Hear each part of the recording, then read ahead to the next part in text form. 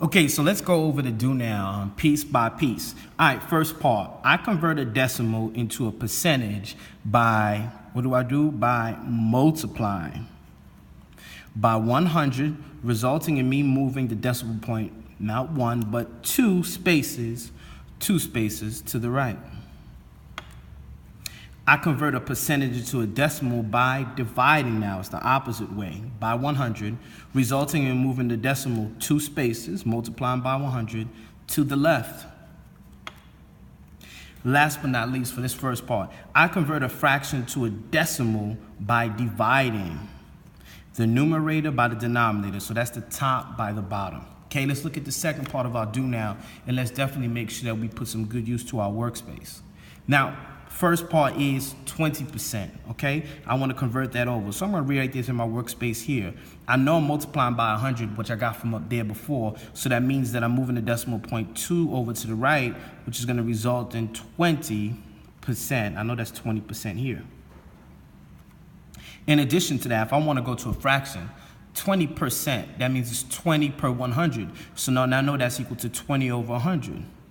Bang.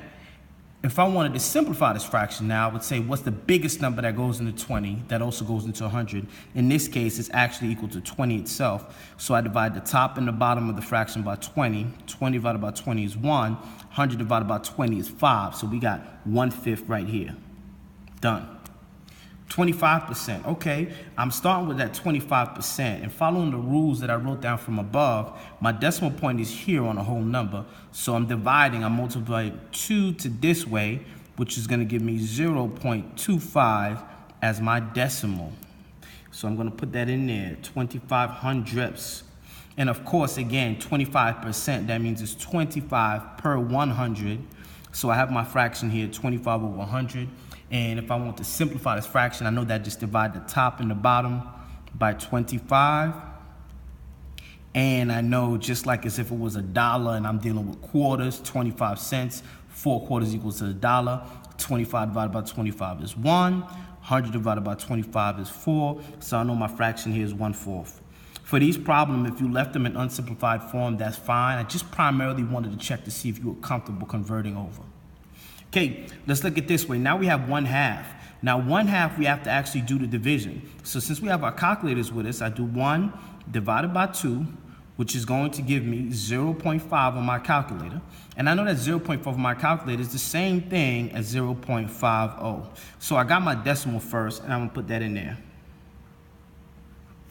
Excellent.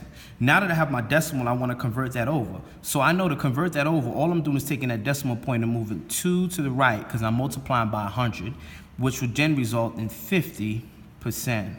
So I know that 1/2 is definitely equal to 50%. I know some of you scholars did it just in your head. Excellent. Okay, let's look at the last two now. So for example, 3/4. Okay, 3/4, if I didn't know off the top of my head, I would do 3 divided by 4 on my calculator, or long division, and the result will give me 0.75 or 75 hundredths. So I have my decimal there automatically. Once I have my decimal, the next step here is convert into a percent. So my decimal in percent, I move the decimal over twice because I'm multiplying by 100, and it leaves me with 75%. Awesome work. And then last but not least, 45%. We know if we start with that 45%, I can move that decimal over to the left 2 times, meaning that I'm dividing by 100. 0.45 we have here. And last but not least, we have 45 over 100, 4,500. And I'm going to divide by the greatest common factor of the two, which is actually 5. So I'm dividing the top and the bottom by 5, which is equal to 45 divided by 5 is going to give me 9 up top, and 100 divided by 5 is going to give me 20. So I'm going to be left with 9 over 20. Let's turn the page and look at our do now on the back.